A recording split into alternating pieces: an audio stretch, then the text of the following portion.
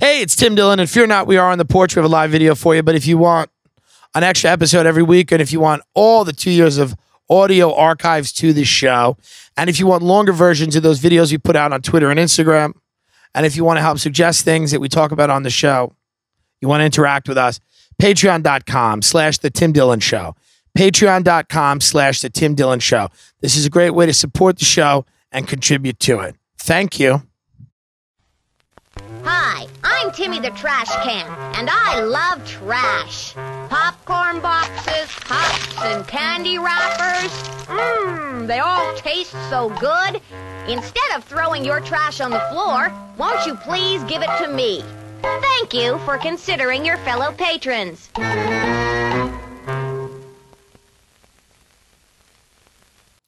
Welcome to the Tim Dillon Show, everybody. We are here on the porch. This is, I don't know when this is coming out, obviously next Sunday, this Sunday, whatever. It is Thursday night. Meghan McCain had a diatribe about gun buyback program that's being proposed. She said there's going to be a lot of violence, which is probably correct. But she said it in typical Meghan McCain fashion, which no matter what she said, you would want to hate her and you wouldn't be wrong. Because the thing about Meghan, and I know people that know her, and in real life, they have confided in me that she is a monster.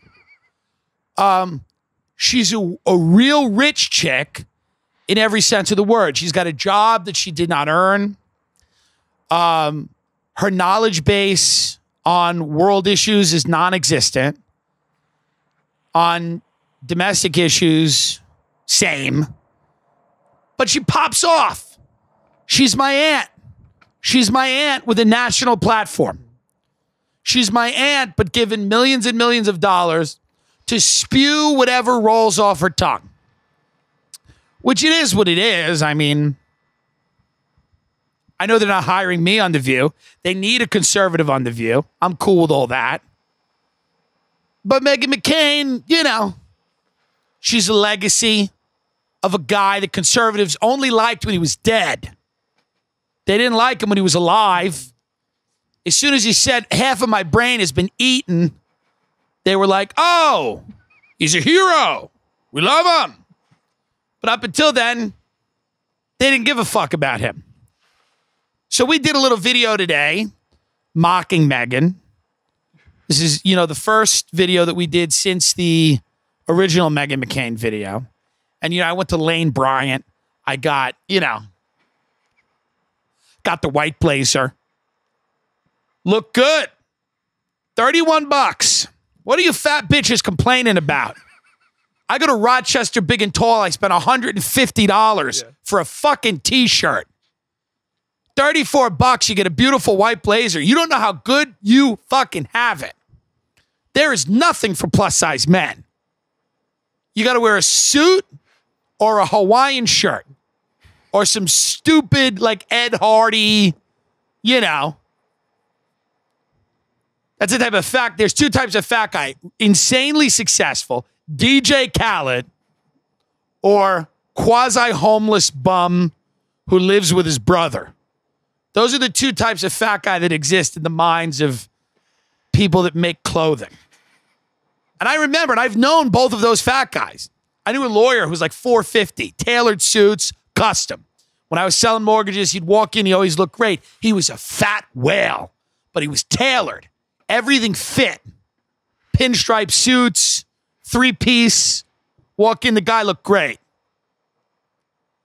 And I knew my friend's uncle, who was just a fat mess, who would like crash high school parties. He was like 40. Got in the limo with us once. We were going to a strip club. Somebody got like a shitty limo, and he got in the limo with us. And he was talking all the way to the strip club about how he's going, oh, see these girls, see this pussy, oh, fuck this pussy.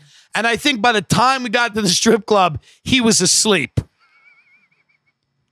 I think I'm remembering that where literally he was asleep by the time we got to the strip club. Just like, And people had to wake him up. They're like, hey, man, you want to go in? Remember that pussy you were talking about? You know, you had to wake him up. He was asleep. And I remember one of my friends looked at me and went, that's sad. Sad. It's tough out there. That's what I'm trying to, I'm trying to rein it in. I don't want to be that guy who's trying to impress all the young guys and then falls asleep. That's not a cool guy. That's not the guy you want to be. But, those are the two types of fat guys out there. But fat women, you guys are doing fucking great. You got Lizzo. You got popular culture. You got it all. You got Lane Bryant. By the way, how great were the saleswomen in Lane Bryant? Wonderful. Wonderful. I'm trying stuff on. They're fitting me. It doesn't matter that I'm clearly a man in a woman's store. It's 2019. We're in LA. They're like, do you need shoes? They're with it. And then I put makeup on my face. Cheap makeup from Target. It's made out of acid. Cheap makeup. Cheap lip gloss. Garbage. I put all this on. My skin's falling off of my face. I'm trying to scrub this out of my pores when I'm done making this video. Hair, fake eyelashes, 30,000 views on Twitter. Nothing. 30,000 views. I'm essentially trans for the video. 30,000 fucking views. Thanks a lot. Very few blue check marks. All these people who tweet about how Meghan McCain's the devil every day. Right. And then they don't retweet this. I don't know why. Maybe it's too vulgar. You're the fuckers that are always like, take the gloves off. The gloves are off. I'm saying she puts guns in her pussy and you're not retweeting it. What else would you like me to do? And it's funny. I'm not making political points. I don't give a shit. I think it's hilarious that she's defending guns by saying that the AK-47 is like the most popular, like it's the prom king. Mm-hmm. I think that's just funny. Whether you agree with gun control, I don't care what you think or believe. So don't contact me through any form of social media and tell me, well, actually, none of it. Go away. I've done 9 rants about your opinion is superfluous. It's an afterthought. Your rationale is an afterthought. So don't get it. It's funny. It was funny to me when she does those things and says those things. They are funny. I'm a pro-gun guy to an extent, but how many massacres would get you to alter your position? It's a fair question. How many mass shootings would one a day do it? Would one a day get you to just look at it again? Just revise. I don't know. Maybe not. There seems to be hardcore people out there that don't care. And maybe it won't work. Maybe banning the assault weapons, maybe it won't work. But how many shootings would make you try? How many? What would you need? What would do it? Yeah. We have so many, as the great Eddie Pepitone said in his special, he's bored by them. They're boring. He was right. Eddie's right. They don't even matter anymore. No one cares. 17-month-old shot in the face. Next. No one cares. Yeah. Because people think that if we give up the weapons, the government will start to get tyrannical. Start. They'll start.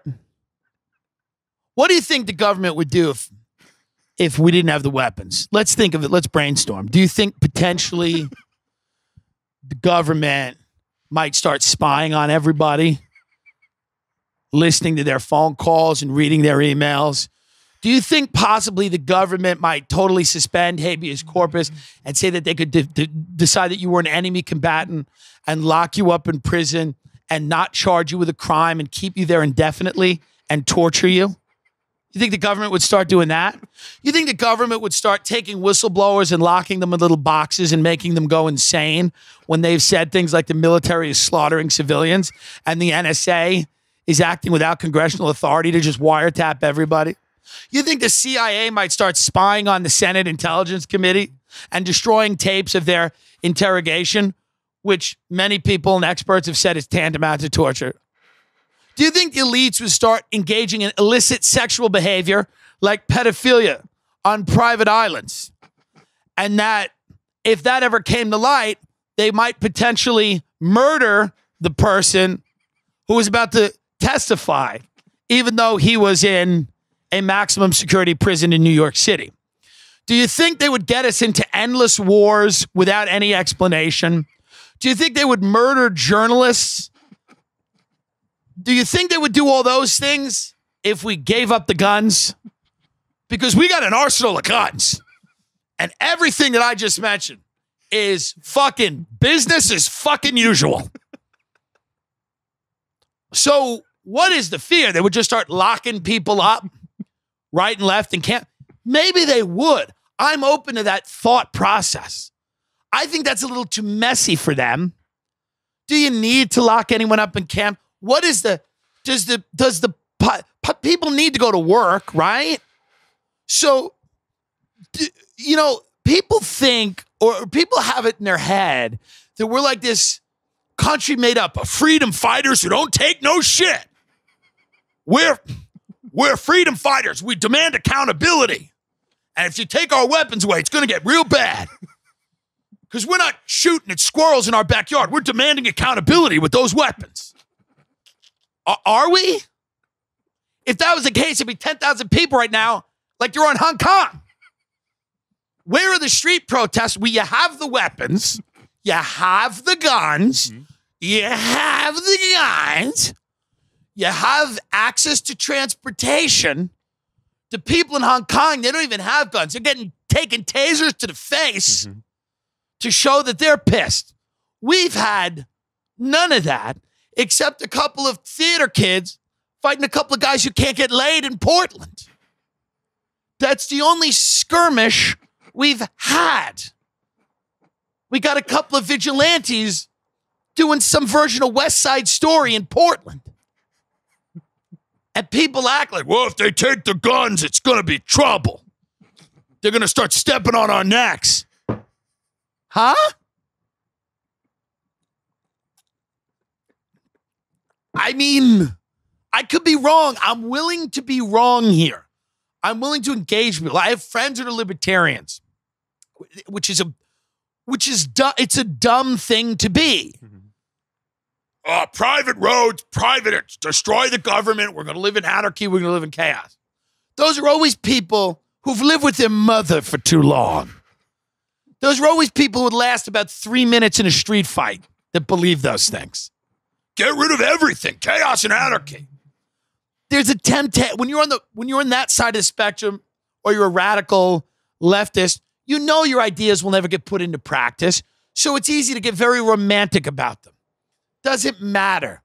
It's like picturing fucking somebody who's really hot and you know damn well you're never going to do it. And if you had the chance to do it, you're going to be nervous. You can barely get hard. You're coming in 5 seconds. It's not what you think it's going to be. But it doesn't matter because Jessica Alba's not fucking you. So you don't get to play out that fantasy and make it into a reality. And realize, I should fuck her good, right? I should make this fun for her. Your ideas are ideas. None of them ever. I talk to libertarians who I like as people. They're like, yeah, we should just have private. That's all happening already. There are gated communities. There are private roads. When that thing in Malibu happened, there were private firefighters. Rich people go to private. All of the schools they go to are private. All of that shit is going down already. How much more private shit do you want? There's every fucking 5 minutes in California, you run up against a gate.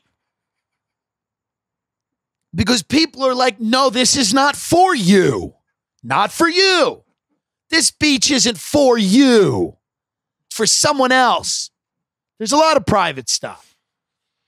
But I don't know if everyone was walking around with an AR-15. Is the country better off? I don't know. I used to believe, but no one really is interested in freedom. No one really cares unless it's about a gun. I've had people say to me, I don't care that they're reading my email. I'm not doing nothing. It's not the point. The point is, you shouldn't have to be a child pornographer to care if the government is reading everything you do. It's not the point. Well, I'm not doing anything, so who cares what they do? Because you don't know what's going to happen. You don't know who's going to be reading that. You don't know what they're going to perceive as antisocial behavior. You don't know what you could potentially say to somebody.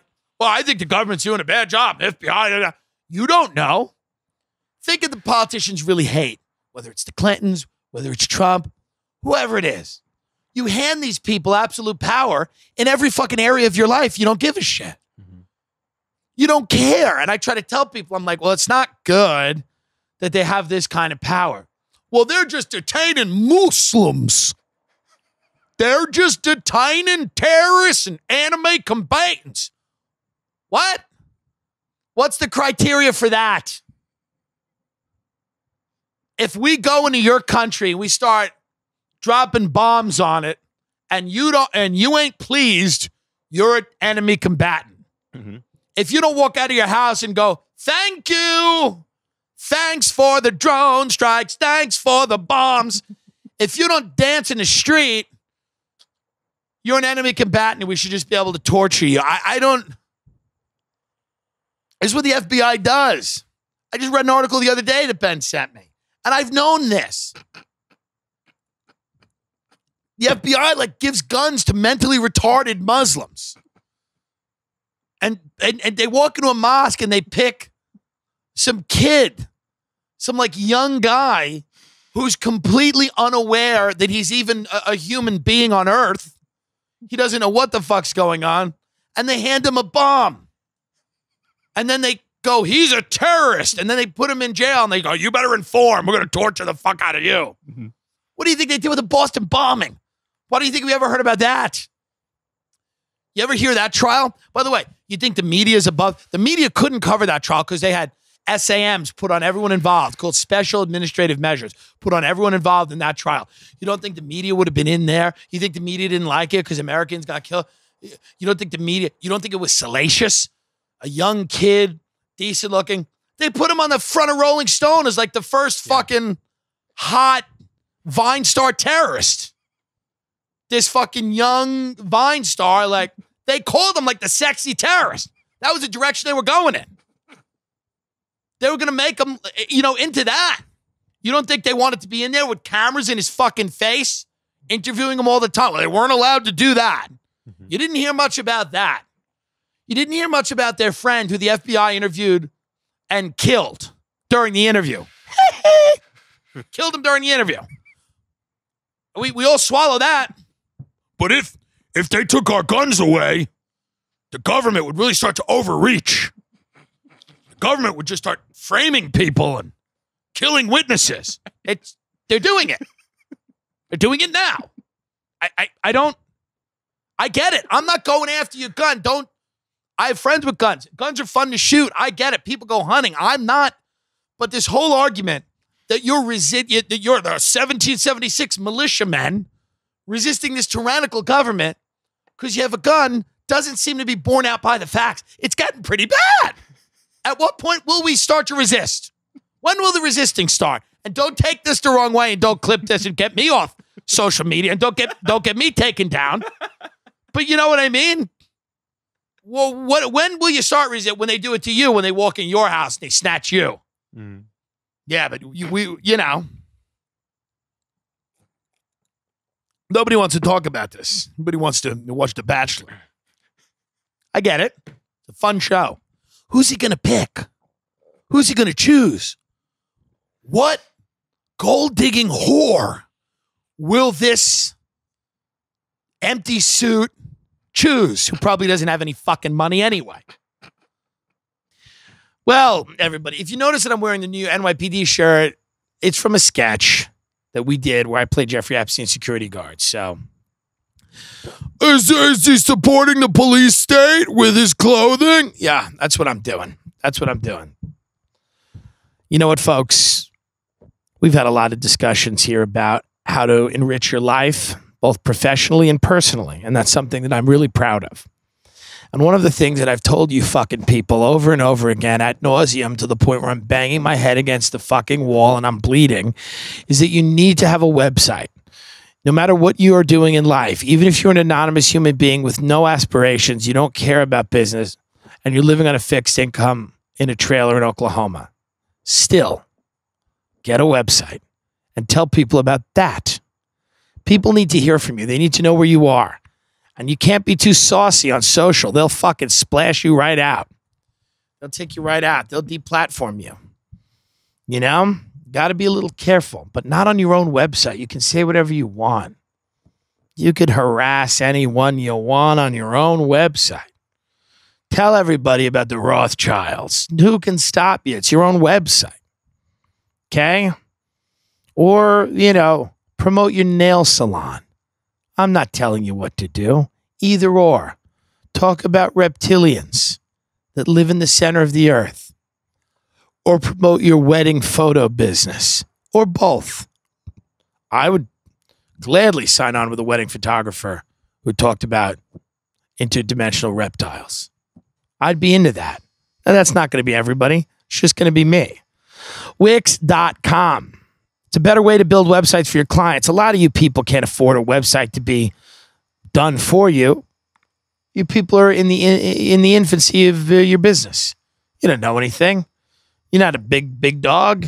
You're a little pup just trying to get some attention. Just a dog trying to get a bone. Just a squirrel trying to get a nut. Just a raccoon trying to steal some trash out of the dumpster behind the local pizzeria. That's what you are. But you don't have to always be that. One day you'll be the king of the jungle, feasting on a gazelle in front of a majestic landscape in Tanzania. But not right now. Right now, you're a feral cat, feral, whatever. Shut up. Okay? Start with a blank page. Design the layout if you want. Grow their business with custom online store, out-of-the-box booking system, live chat. Publish in a click and make edits fast. Your clients will enjoy enterprise-grade security and automatic web hosting. Use leading industry SEO, which means your Google search terms will pop up. It'll drive people to your website and therefore to your business. It's a powerful marketing tool. You need to drive traffic to your site, and Wix helps you do that. Get started on your next client website today. Go to Wix.com/GTH1. Wix.com/GTH1. Okay? That's what you got to do. You're going to get a good deal. People are going to respect you. You're going to win. You can't afford to lay out a lot of money up front. You just got a little bit of an inheritance. Mommy just kicked the bucket. Or maybe your great aunt who always smelled weird. But now she's where she belongs, in the ground. And you've got $3,600 worth of bonds sitting in your bank account. And you need to stretch it and make it last until you're famous and rich and everybody loves you. And that's going to happen. But it starts with a website. Otherwise, you're going to be anonymous, drinking at some bar, talking about what you could have been, what you should have done. Be one of those guys. You don't want to be that. Be a titan. Be a titan, folks. Wix. Wix.com. I love it. I use it.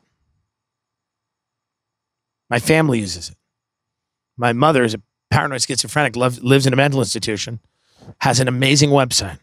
She just fires off. Those synapses in her brain start going. She just starts publishing links. They don't go nowhere. She's got an online store, but, you know, it's Beanie Babies stained with ranch dressing that she's willing to sell you. Tags have been chewed up by dogs and cats. But listen, if she can make it work, so can you. You know what I mean? Wix.com/GTH1. Wix.com/GTH1. Do it. You know, listen. There was this guy. My mother rented her house out in 8th grade. And I've told a lot of these stories. I'm not going to go back into them. But suffice to say, she rented it out to a lot of people who ended up selling drugs. Because in Long Island, when you were renting a room and you didn't have any credit, you worked in construction. And construction meant that you sold drugs. And then you also maybe you did construction. But you also sold drugs. That was what it meant. And she rented it out to one guy named Dennis. Dennis was the only one in the house not selling drugs. He barely had any fucking money. And he was an older guy. He's an interesting guy. He's very spiteful. He went to Vietnam. He served in Vietnam, came back from Vietnam, had this thriving baseball card business. Him and his wife into parties, coke, booze, the whole thing, the whole 9 or the whole 8, coke. Him and his wife got divorced. I don't know why. Maybe he boinked somebody else. I don't know. Irreconcilable differences, whatever. And instead of giving her alimony, he decided to quit his job and go live in a van down by the beach, by Long Beach. Okay? He then moved into my mother's house, where he befriended me and my friend Shay, and he would tell us all these stories about, bar fights and Vietnam.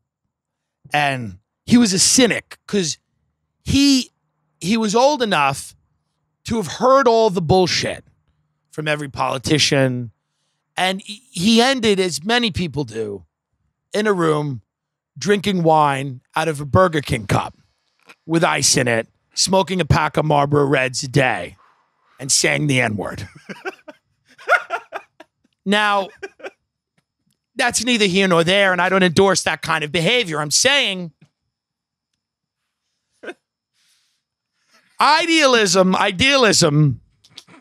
ends usually there, is what I'm saying. If you don't have a healthy dose of cynicism, you're going to end up like Dennis. Dennis was not a bad man. He wasn't great. His kids hadn't spoken to him in 5 years, and they called him once, and he was so drunk, he answered, he went, hello, hello. And they went, hi, Dad. And he went, hey, what are you doing? And they said, I think I'm going to go. And he goes, whatever. After everything that happened, Dennis said, life in the big city.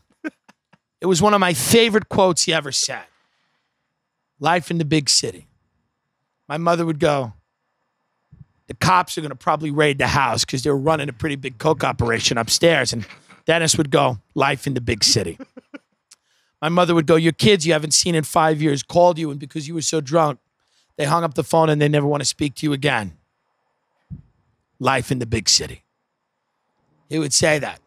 He'd sit there holding his hunting knife in a chair, staring at the fire, drinking cheap wine out of a Burger King, big cup with ice in it, smoking Marlboro Reds, and saying life in the big city. He had a few other sayings. Now, these are not good sayings. I do not speak this way. And I could say it was a different time, but there was no time when this was appropriate. He'd walk around and say, there's an N-word in the woodpile. I don't know what that meant. I don't know why he would say that. He was a deranged man who had lost most of what you could ever get in life. He had nothing left. He's dead. You can't cancel him. You can't cancel Dennis. He died exactly as he should have, clutching his chest on a fishing boat in front of his brother. He was young. He was in his late 50s, early 60s, probably early 60s. And he had one last, he loved playing cards. And I don't endorse the sayings, but life in the big city, I don't think that was the worst way to handle everything. And Dennis had guns. Dennis had a lot of guns under his bed, in the closet. But Dennis had those guns in case somebody came into the house. He'd shoot them in the face. So he said, if he was sober enough to find a gun, get his finger on the trigger, thank God that was never tested, would have shot me. Would have shot me when I was just trying to do a line in the bathroom, like an 8th grader getting ready for school. But life in the big city is kind of where you end up in many cases. We'd sit there with my mother. They'd eat baked clams. They'd eat linguine with red clam sauce. He would smoke cigarettes while he ate. No one does that anymore. He loved beer. He loved wine. No hard stuff. He swore most of that off. And he was a good guy. I remember at my grandmother's funeral, he was, after my mother's house was lost, Dennis moved into my mother's van. He came full circle. He moved into my mother's van, and then he parked it in my grandmother's driveway, and he would shower in my grandmother's house, and he would live in the van. And he would give me advice. He'd give my mother advice. Living in a van in a driveway in Long Island. He would say, this is what you got to do, and this is how you got to do it. This is how you must proceed. This is the way life is. And sometimes you'd kind of say to him, and he'd say, hey, I'm living in a van in a driveway. Life in the big city. Now, he never lived in a big city. No. Never lived in a big city. No. He'd been to the city a handful of times, but the city was not part of his existence. He was very comfortable on the marsh of Long Island. I remember he came to my grandmother's funeral. He moved in with another man in New York, another man in my town, and now this man had a son. And this man's son would get out of jail every 3 years and try to kill his father. This is a fact. He'd get out of jail every 3 years, go try to kill his father, and also try to kill Dennis. So, you know, they'd have to jam the door shut and everything, like clockwork. Dennis would come over the house and go, Joey's out, tried to kill us again. And we go, oh, yeah, well, it's that time, you know. So Dennis came to my grandmother's funeral. He goes, I just got a brand new gun. I said, oh, good. And he goes, and I'll tell you right now, he goes, when Joey gets out this time, when I see him, I'm just going to kill him. Before he even has a chance to make it onto the lawn, when I see him, I'm going to kill him. This is what people are using guns for. They're not using it as to form a paramilitary force to check the Orwellian overreach of government. Not that I've seen. They're using it for these types of skirmishes. And not that it's completely unnecessary, but let's not delude ourselves. Dennis was not railing against the state. He just wanted to shoot his friend's son before his friend's son came in the house and tried to kill his father and Dennis. That's all. I get it. You know, life in the big city. I miss Dennis. Dennis was, again, not winning any awards as a humanitarian. Who's not the most woke person. I think we've established that. He was not woke. He was barely awake, literally. You know? But that's what it is. And I'm not saying that's the only reason people use guns. People use guns for a lot of reasons. And some of them are good. Some of them make a lot of sense. But what people are also using guns for is to walk into a market or a school and shoot people in the face. Now, you look at the internet, you see the direction things are moving. You see that mental illness is widespread. It's not being cared for. Nobody is prioritizing their mental health and wellness other than this fake self-care horse shit, which is, you know, to get people to buy candles. There is no such thing as self-care when you work 3 jobs a week to feed your baby cat food. Eventually you snap. Okay? I don't care how many baths you run. If you're always one car accident away from bankruptcy and homelessness, it doesn't matter if you light a lavender candle. You're gonna snap. We push people to the brink. We push them to the edge. People are competing on American Ninja Warrior for insulin in this country and acting like it's a privilege. So they're going to snap. China does it when they work you to death at the Apple factory and you try to kill yourself. Foxconn puts all these nets, so that you can't kill yourself. You just land in the net, and they come and I guess pick you up and go, get back on the line, go back to work. Okay? Which is inhumane. What if you handed all those people guns? I bet there'd be some issues. I bet there would be. But that's where we're at in this country. And I know that people listen to the show for positive reinforcement, and that's what I give you most of the time.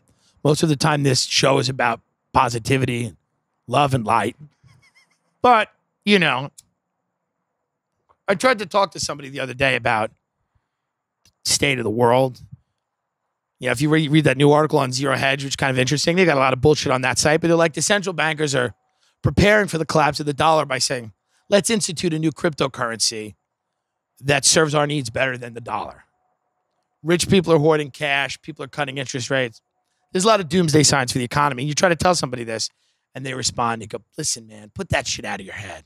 We're living in paradise. And I understand why people feel that way. It's because they're insane.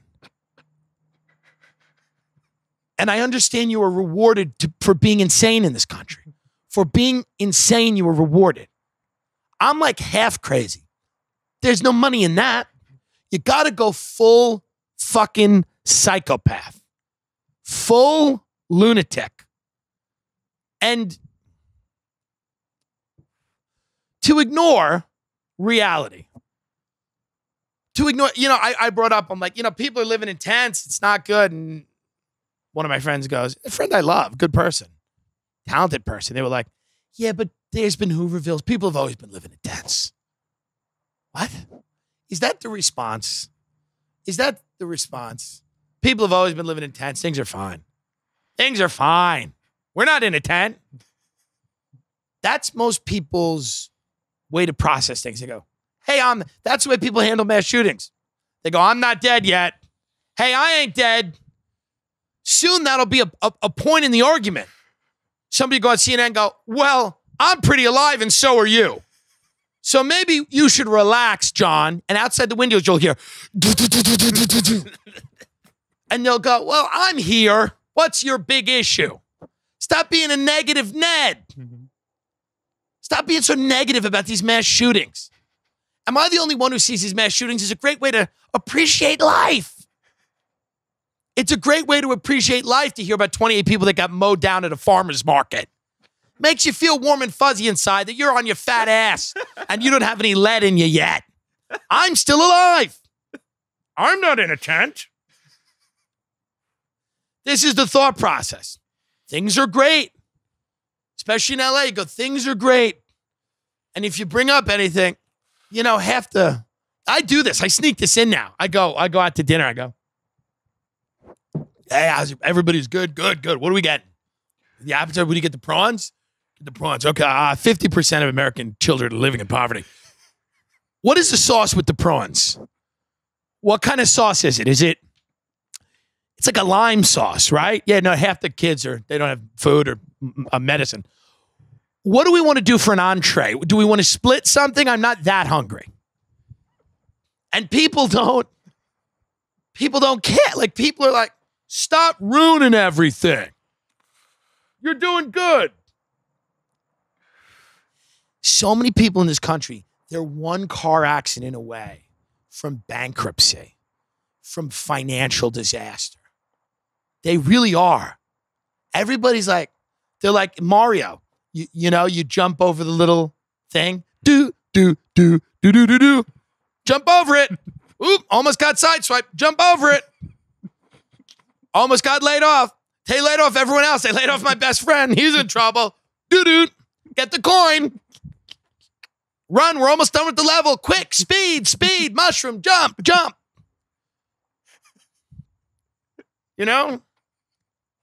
I don't have that rare blood cancer. Oof.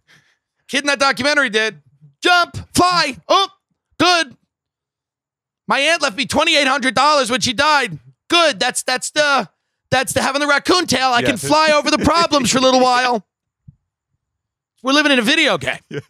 And if you try to bring people's attention to that, they think you're a lunatic, I just want to be in love. I want to be in the type of love, literally, where I look in somebody's eyes during a mass shooting and we're both being riddled with bullets and I don't care because I believe that love is out there, that all-encompassing love.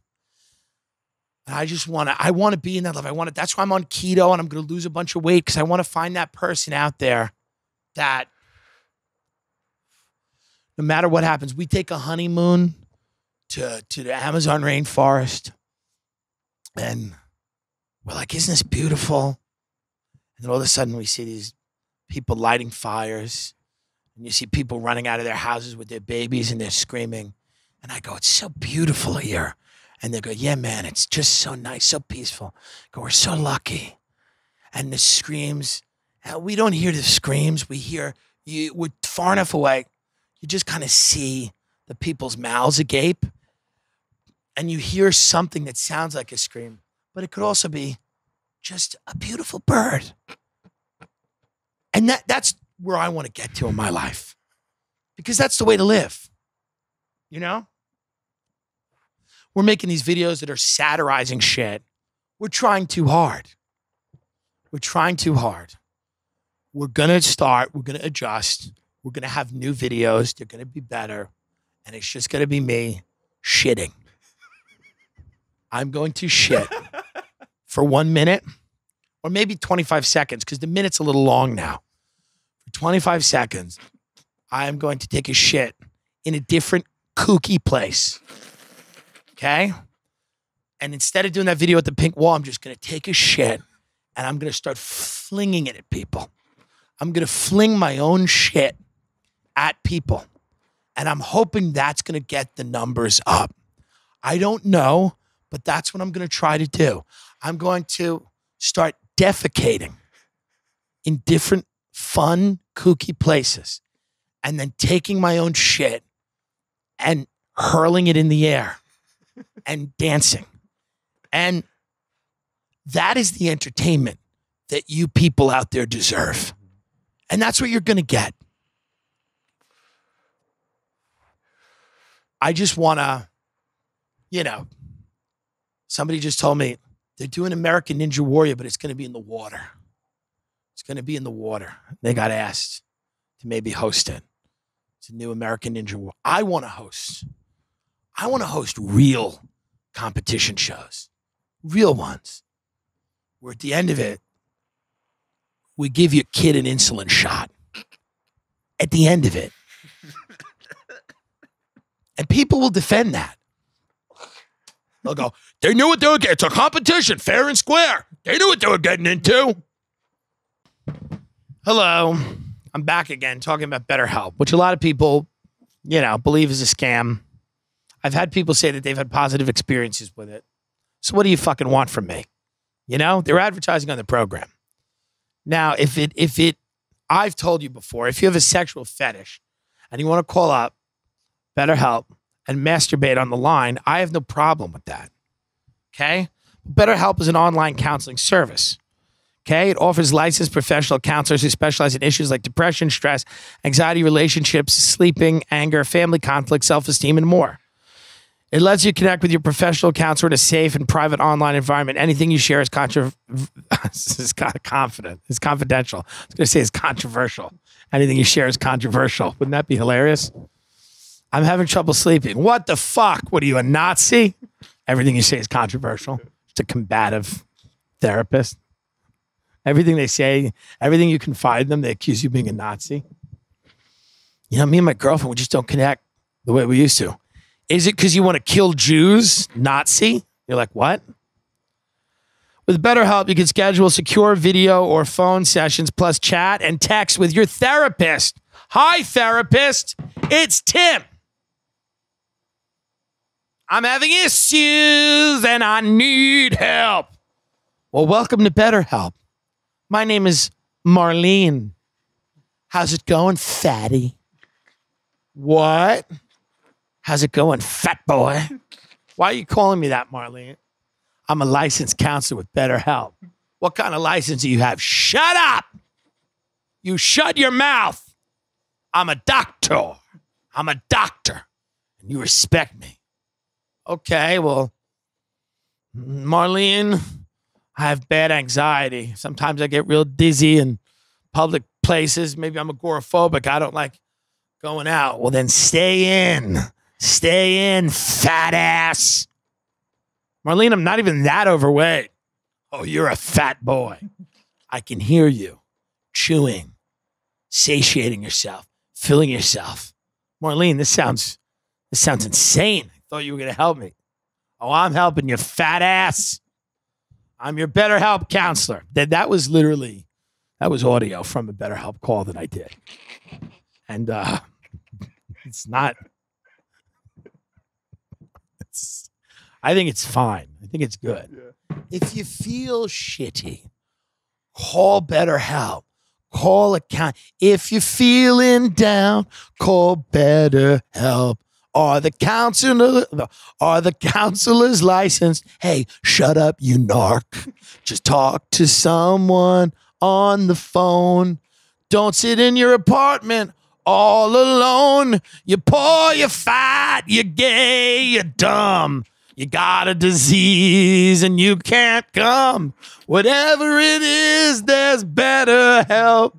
We employ the best grifters on the market. I'm kidding. They're all great. It's all great. They're licensed professionals. They're going to help you. They're going to help you with your issues. Are you afraid? Are you depressed? Are you fearful? Are you anxious? Are you sad? Call BetterHelp and they'll tell you to shut your mouth. No, they give you good strategies. Call me up. I'm BetterHelp. You say something. That vape out of your mouth. Hey, is this BetterHelp? I'm feeling... Hey, shut up for a minute. This is BetterHelp. My name is Frank, and I'm your counselor. Hey, Frank. I'm going through a long-term relationship. Just split up with my girl. I'm in my own place. Well, it doesn't sound like you're going through a long-term relationship. Sounds like you just ended one. Continue. We'll go through a breakup. Sorry. Okay. Jesus Christ. You seem not to know what's happening. Well, sorry. Go on. I'm out of it now. Go on. I'm feeling really depressed. She didn't let me have any friends, so now that we're not together, I'm very alone. I have no one to really talk to, and that's honestly why I'm calling you, just to have someone to listen to me. You know? Kid. Friend of mine, before DNA, I could tell you how to fix this problem. You know what I mean? But they'll get you now, whatever you do. So don't do nothing. Don't leave nothing on the doorstep. Don't follow her. Just get some whores. Did that help? Yeah, thanks, Frank. I appreciate it. You're welcome. BetterHelp. Don't kill your chick. It's BetterHelp. The help is better when you call an online. Let's do one more.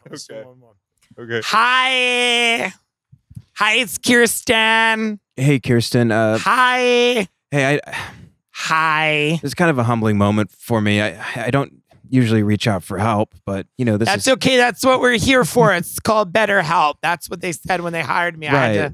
No, thank you, Kirsten. I legally have to talk to you. That doesn't make me feel good. No, it does. You're a sweetie. You're so sweet. I can hear it in your voice. You're sweet. Oh, well, thanks. What's your issue? Well, I've been having performance issues in the bedroom. In the bedroom? Yeah, like I just can't get it up, and I feel like, I'm just not really attracted to my wife anymore. I'm starting to have these thoughts about like men, and I don't know. I'm just kind of confused sexually, and it's depressing me a lot. I've dated many men that were probably gay, and I just started pegging them. So your wife needs to put on a strap on and fuck you right. Would she have a problem with that? No, I don't think so. She wants to spice it up. That's what she's been saying all along. So spice it up. Okay. I've gotten to the point where I can only come if my face is being pushed into a garbage disposal and I hear the garbage being ground up in the kitchen, I can only come if I'm being fucked sideways and my head is being smashed and I hear that gurgling sound. So just, yeah. Does that help? Yeah, thanks, Kirsten. Better help. Thank you. Better.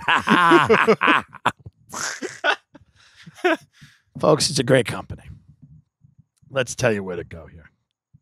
Let's tell you how it all works. Here's what you do, folks. I'm dead serious. You need help. You don't have money. Call these people. Are they going to help you? Hey, yes. What the fuck do I know? There's some dude with a flashlight. What's he doing? 10% off. What's that? I don't know. Some guy with a flashlight. It's just dark on that trail. Oh, so you just need a light? Yeah. That's good. You hear him cocking his gun. Get 10% off your first month by going to betterhelp.com/Tim Dillon. Betterhelp.com/Tim Dillon. Okay? They'll be great. Let's do one more. Hi, my name is Carl. Welcome to BetterHelp. Hey, Carl. How's it going, man? Listen, I'll just cut right to the chase. I got excommunicated from my church. I got caught I was a deacon. I got caught with this young girl. My entire community they're not talking to me anymore. I can't get through to anybody. Very, very alone. I feel very isolated. I'm starting to have violent thoughts. I'll be honest. I've always had violent thoughts, but now they're starting to really increase. Could you help me out? I mean, do I need to get on medication? Do I need just to call you once a week? What is your relationship with the girl right now? Well, I mean, the family locked her up in her bedroom. From what I understand, Have you there's a had restraining sexual order. relations with her? Yeah, we did. Have you filmed it? No, I didn't. Do you have any audio or photographs that could help me better understand the nature of your sexual relationship? No, I'm really sorry, man. I can't. Even if I had, I couldn't send that to you. It's. I mean, she's a minor. I'm going to court for this. Do you want help? Do you want help? Yes. Okay. In order for me to give you the best help that I need to see exactly what happened or hear about it in great detail. Okay? I need to see it and understand it. And then when I see it, when I feel it,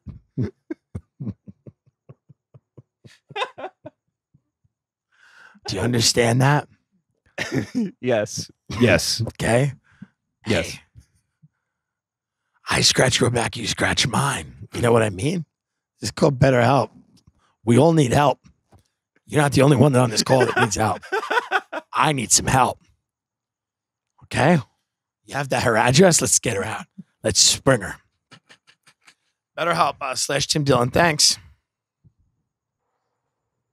Now, yeah, it's not that bad. It's good things happening. There's great things happening. It's fine. There's nice stuff. There's nice hotels in Iceland. You can live in an igloo. That dumb glass thing that fucking these couples, I don't believe your marriage is valid. I don't care. You can go on vacation all the time. I see these couples they go on these extreme vacations where they stay in these little glass igloos in Iceland and they go to all these beautiful places. I know you don't love each other. I see it in your eyes.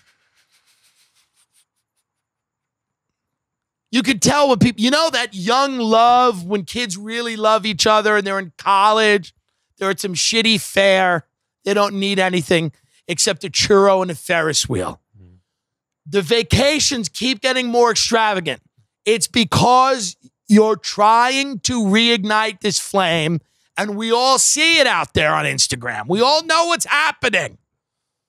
The most extravagant vacation you take is going to be the one where one of you kills the other one in their sleep. I see it. We're going and we're going to go and we're going to, on camels, we're going to go across the Gobi Desert. And then we're going to look at the stars and that you just don't love each other anymore. That's all. See these extravagant vacations people take. They go on these extravagant. I want to stay at the summit of a mountain with my love. With my love, because we love each other so much that we need every minute of the vacation to be planned for us, and we need to do a lot of excursions, because if we're just sitting on a beach next to each other, we're going to have to talk to each other. And if that happens, it's going to go downhill quite quickly. So we need people to get us out of bed, roll us out of bed, and put us on an excursion. And we need to go zip lining immediately, because if I have to look at your face, I'm going to kill you. So we need to go zip lining. We need to go right now. It's got to be a fun adventure. No more peace and quiet. We can't handle that. Peace and quiet's not the move. From the minute we touch down till the minute we leave, it's got to be chaos. Controlled chaos. I want to get a massage. We got to go to a spa where we are beaten and injected with things. Smacked with seaweed. We need sand rubs, and we need it all, because we can't spend any time with each other unless we're being we need to be pampered by other people, because if we try to pamper each other, it'll be a problem. It'll be a real issue. I see you people on Insta. I see you on the gram. I'm not hating you. Yeah, I'm mad. No, it'll take me on one of those. Yeah, I'm mad. Because I'm a bad person, too. And I deserve to go to places that are ridiculous. I want a 5-star hotel chain to take whatever natural beauty that's left on this planet, colonize it, and sell it to me. And a little twink who doesn't speak because he's deaf, dumb, and blind, mute. And it's not rape. He consents via Braille. Okay? He consents. Yes, he needs me to open doors for him and turn on lights. If he leaves me, technically he will die, especially where we're going on vacation. We're going to a volcano. There's no arguments with a deaf, dumb, mute, but he's not that dumb. It's not a retarded. I'm not saying I'm having sex with a retarded. Okay, let's strike dumb. He's just deaf and mute, but he's very intelligent. He reads Braille books all day. He has a huge penis, and I want to go and stay in an igloo with him for $2,500 a night in a villa with a local wildlife's going, what the fuck's going on? Some poor sloth who now works for the Four Seasons comes and gives you your drinks. Some tortured elephant has to just walk up, and this majestic animal has to fill your face with food. He just takes an apple in his snout and gives it to you. That's what I want. I want every piece of this earth colonized, taken, and sold back to me. I don't have that kind of money. We get 30,000 fucking views. We need more. We need 1 million views so I can go on vacation in a volcano. And maybe it erupts and it kills a native. Shut up. My problem. Cares.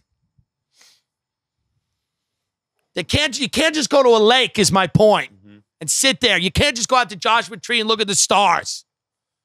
You have to invade a corner of the country and make it, and it has to be ridiculous. Your Instagram vacations have to make me go, oh my God, I didn't even know you could do that. Their hotel room is on a melting glacier.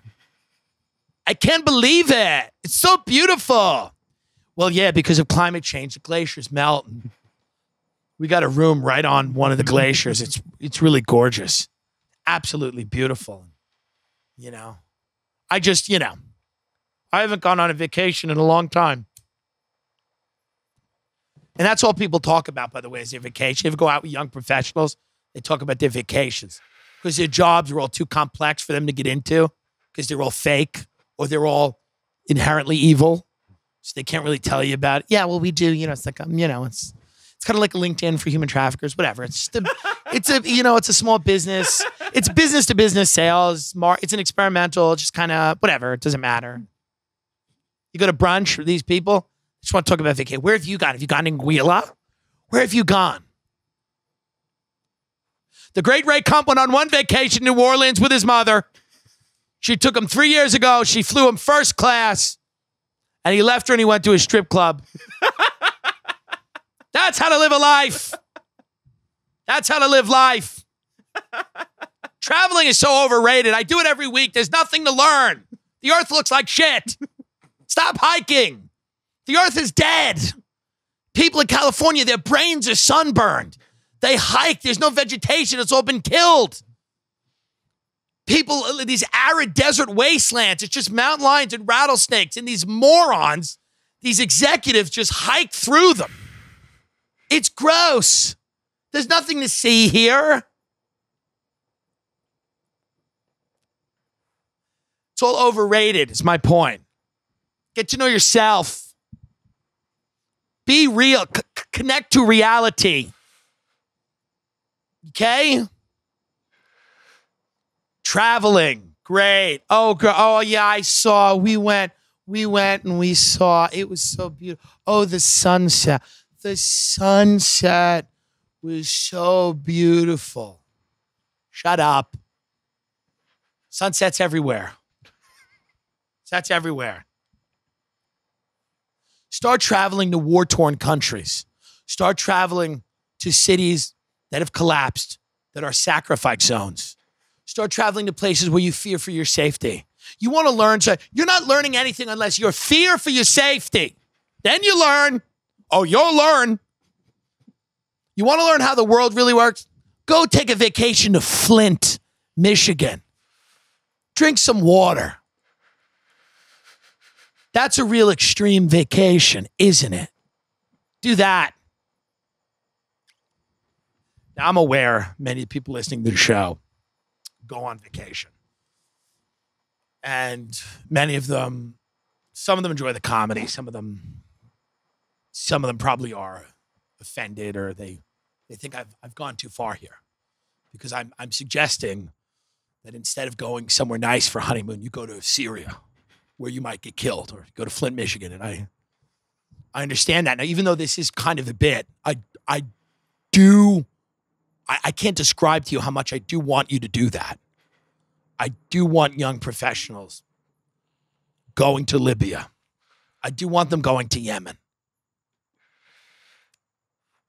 You want me to listen to you at brunch? That's how you start a conversation. Me and John, we went to Yemen last year. And so first of all, it's very interesting in Yemen. So the Saudis are doing a genocide with a lot of the money and weapons that we provide them.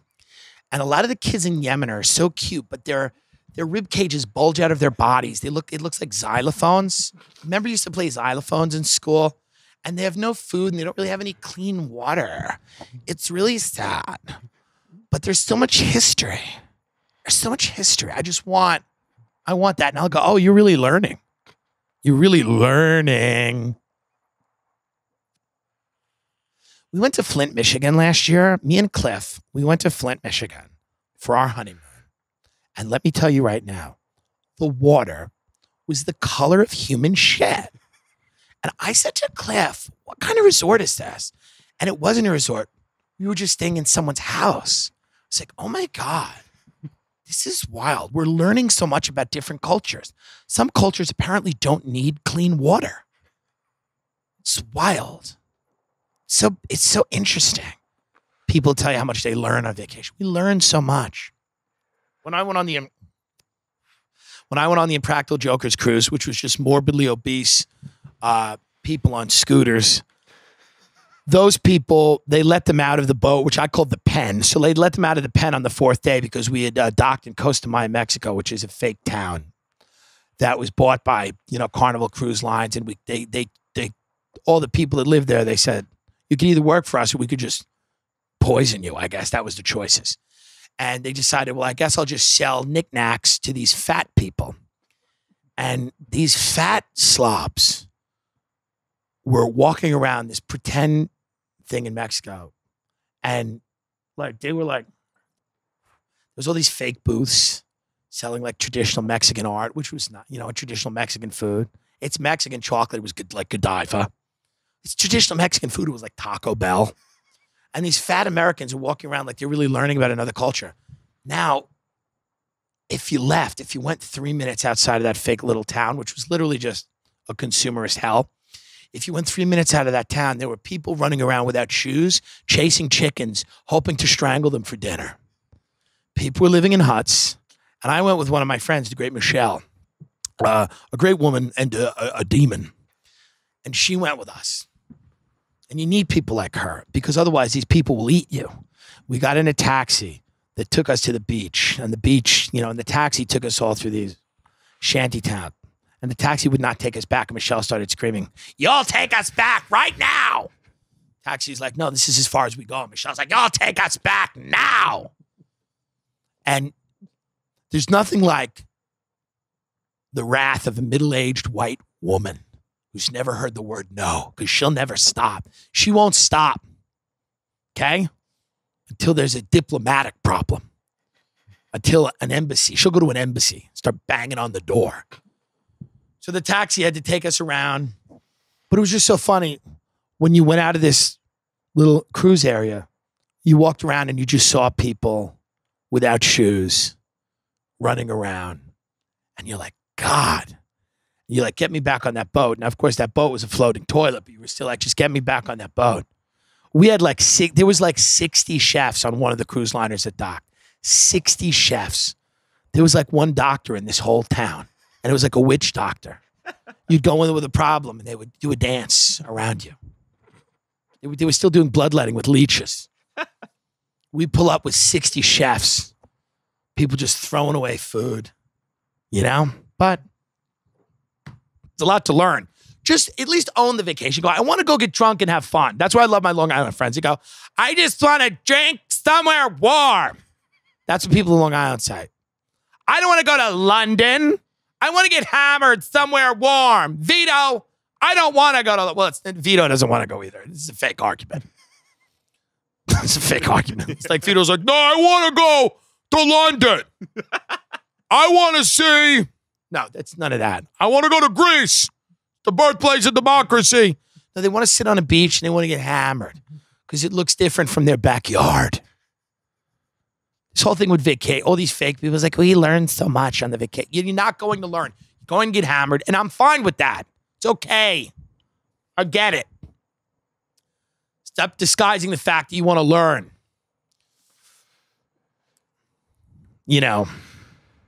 I will accept advertisements from cruise lines. I will let you know that. I will absolutely. I have no problem with that. No problem at all. I think everyone should bring their guns on vacation. I think that would be fun. They should have a gun lovers cruise and people could just shoot at the Atlantic Ocean. They could just shoot their guns into the water. Why not? The fish would get to know. They'd be like, oh, the gun cruise, the NRA cruise is coming. They're going to start firing their guns into the water. Do that. It's fun. Why not? Vacations. I'd love to take a vacation, but I've had enough. I've had enough of people. Folks, I know that I seem extreme, but, I want the best for all of you. That's all. Everything I do here is for the betterment of you as people. That's all. That's all I'm trying to do. I'm trying to give you a life plan. Okay? And I just think that vacations should just be about excess.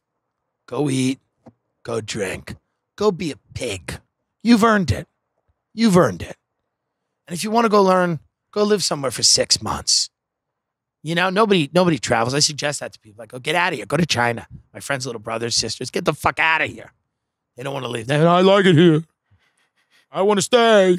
Go learn something. Go take 6 months or a year. You're not learning anything taking a walking tour, okay, of Madrid. We went to the Prado and there's Go move to Spain. Be a lazy drunk like that whole country is. They get it right. They just drink and lay around all day. They don't give a shit. Doesn't matter to them. Folks, I want to tell you about Monday.com. It's a team management tool that will improve your office workflow. Monday.com makes it easy to track projects and stay productive. Instead of email spreadsheets, random files, whiteboards, to-do lists, post-it note reminders, Monday.com organizes and tracks everything in one place. The best part of it, it's intuitive. It takes no time to set up. It's flexible. You can easily customize it. It's easy to stay organized and find files. Looking through your emails to find stuff is a nightmare, especially if you're a boss or a CEO.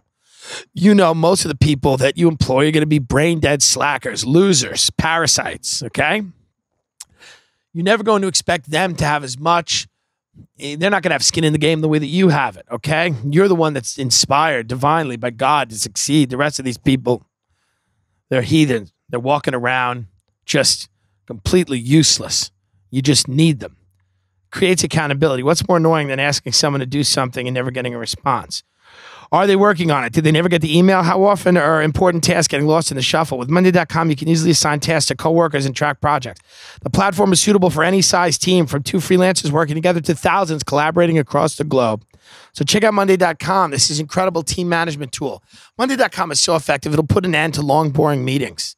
No more endless meetings trying to figure out new tactics for staying organized or for who is going to be working on what. Monday.com does it all for you. Monday.com/Tim. You get a 14-day free trial. If you don't like it, folks, you part as friends, okay? Monday.com/Tim. You get a 14-day free trial. I know from working in the business world that a lot of people that you're going to end up working with are not going to be able to pass muster.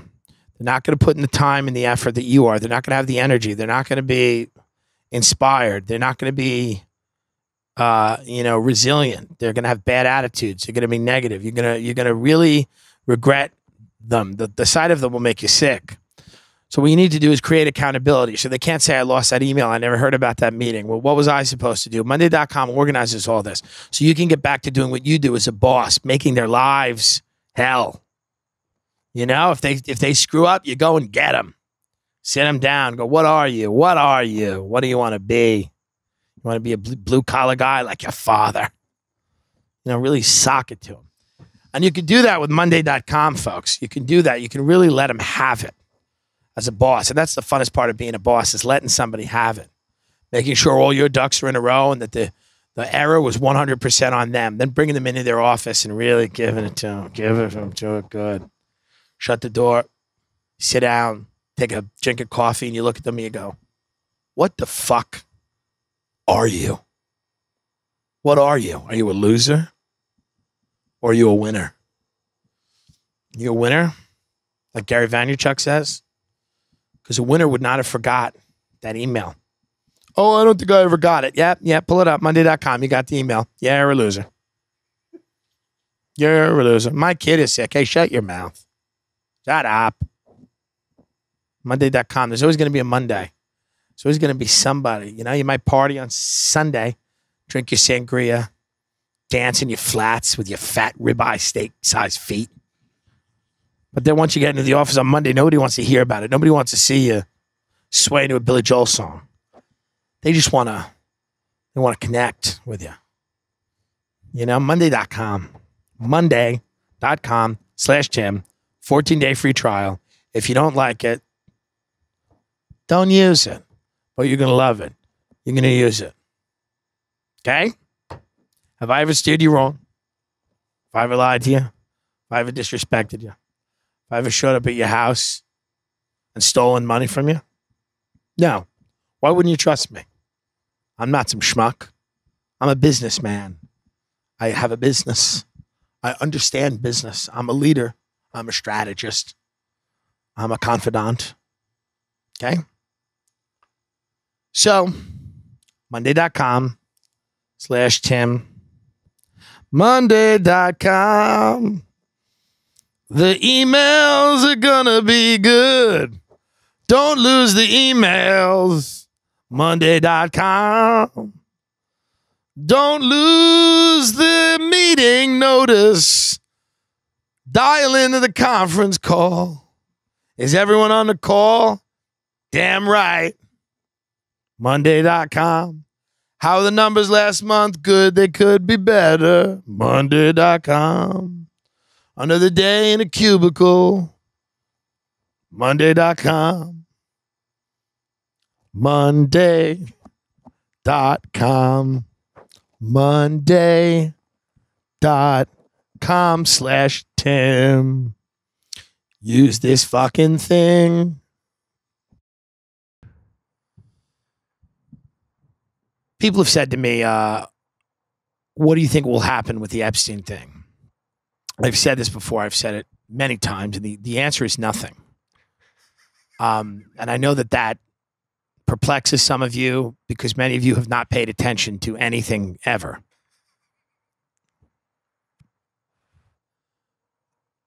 And I think that is the issue.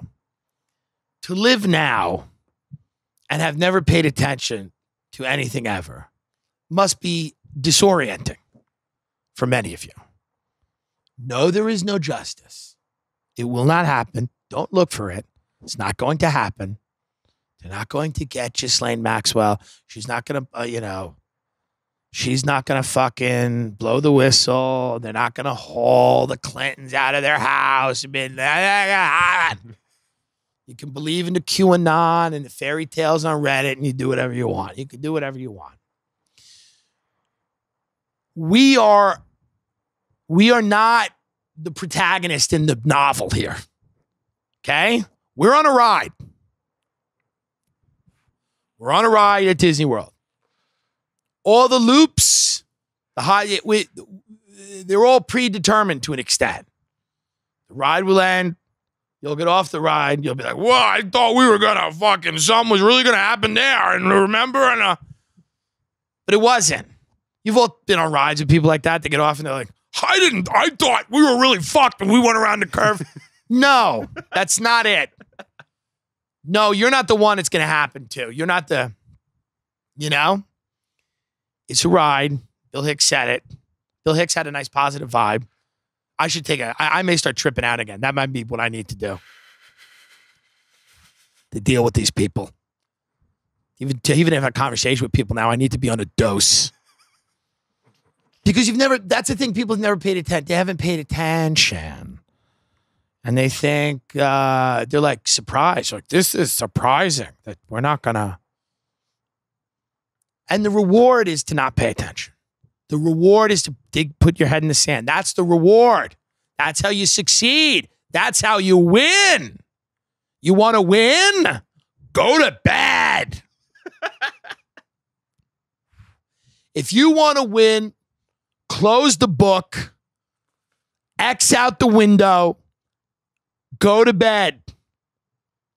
The rabbit holes don't end. They just get deeper and deeper. You dig yourself deeper and deeper in. Go on vacation.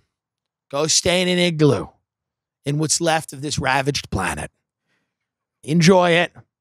Protect yourself. Protect your kids. Maybe if you have a gun, put it to good use and blow your head off. But don't expect that this ends like a movie does. This doesn't end. We end. Eventually, the dollar collapses. America doesn't lead the world. The criminals that run the country get more brazen. They're getting pretty brazen. They're going to get more and more brazen. That coincides with the population being stupefied. The population gets very dumb. They watch jiggling asses all day. They don't demand answers. They go, yeah, that was strange. That was odd. The art that we consume gets dumber. It tells us to question less. We don't question anything anymore. Everything's a Marvel movie where someone's going to save the day. It's always a superhero that's going to come in and save the day. There's no superheroes. They're not coming. Okay? That's not the way it is. But that's how you're conditioned to believe that somebody's going to call. Is it Beto O'Rourke? It's Beto. Maybe it's Bernie. Oh, Elizabeth Warren, her folksiness, she's just going to mow down the military-industrial complex with her folksiness. No, that's not what happens. What happens is you get old. What happens is you get bored. What happens is you end up sitting on a chair, drinking wine out of a Burger King cup filled with ice, staring at the flames. And no matter what anybody says, you look at them, you shrug, and you go, life in the big city. And you ain't nowhere near a fucking city. That's how it ends. So embrace it. Enjoy it. That's what it is out there, folks. That maybe find a few like-minded people to go, that was weird. You know, the next terrorist attack that, someone pulls off by parachuting into the Super Bowl and, with a nuke attached to them or something, and, it'll be Donald Trump Jr., but we'll be told not to question it. You might want to make a few buddies. You go to the local watering hole and go, that was odd, huh? That was strange. That was odd. But don't expect anything to change. The art, the movies, the music, it's going to get worse. Maybe not worse. It'll just get dumber. It'll be good. The effects will be great. The effects will be great because we'll start killing real people soon. It'll just be snuff films. We'll start killing real people soon in films. So the effects will be great. That'll be really someone's carotid artery. Soon. It's coming. Videos will start coming out of people torturing children. They'll say it's deep fakes. That's coming. Oh, somebody made a deep fake of Bill Clinton and this 13-year-old. This is strange. The elite don't care about you. They worship at weird temples on islands. They're out of it, folks. And they've always been weird. They always hang out with weird scientists. They're into transhumanism. They're into all kinds of shit that you'll never be into. Just cut carbs. Lower the carbs. Feel a little better. But, this is my message of hope. This is my message of hope to you. I find this to be tremendously uplifting, and I know many don't. Many don't. They don't find it to be uplifting. But I've paid attention. That's the thing. I really have paid attention. Not to everything. And there's people that have paid a hell of a lot more attention than I have. And they're dead. Okay? They go bye-bye. They're not here to really give their thoughts. Because they paid real close attention. So do that at your own risk. But that's where we're at, folks. Enjoy it. I'm doing a podcast with Logan Paul tomorrow. We're all here. Everything's coming. The devil is real, and he's the only one who loves you. So sit in that chair. Grab a Burger King cup. Fill it with ice. Fill it with cheap wine. And drink yourself till you feel warm and fuzzy and stare into that fire. And if anybody tries to puncture your bubble with even the slightest hint of reality, kill them. And if you don't want to do that, just smile and they won't know what you mean. Just say, hey, somebody brings up something, you go, hey man, life in the big city. And close your eyes. And that's it. Okay? And that's a true victory in these times. Also, maybe get a Casper mattress. People say that they're good. Hopefully they come on board pretty soon. Because if there's anything that we advocate, it's sleeping. TimDillonComedy.com if you want to see me live. It is more upbeat. I am more upbeat live. Mm-hmm. It's funnier. Although this was kind of funny. To a certain crew. To a certain crowd. Sure, it's funny. I enjoy it. Got to do what you love. Mm-hmm. All I am is the guy that's walking around going, bring out your dead. That's all I am here. I'm just the modern version of the guy ringing the bell during the plague and going, bring out your dead. That's all. Except nobody's got the plague. You're not bringing it. You're just bringing out Adderall zombies who want to go on vacation. The dead talk. Bring out your dead. They go, I'm going to Anguilla. That's what the dead look like now. They look better than you because they're going to music festivals and they're at the gym and they're going to Anguilla. I stayed in igloo. Bring out your dead. Bring them out. Sit them in seats. I'll entertain them. I'll do a nice dance. They won't even feel where the rat bit them. Mm-hmm. They won't even feel where the rat bit them. As always, folks, stay safe out there. Love each other. Love yourselves. And remember, there's a lot of people peddling negativity, but I'm not one of them. I believe in a bright future, not only for this planet, but this civilization. I believe the best days are ahead. I believe good things are going to happen. And by that, I believe that an alien race will destroy us and enslave the rest of us. And we'll all start again. And that, my friends, is best case.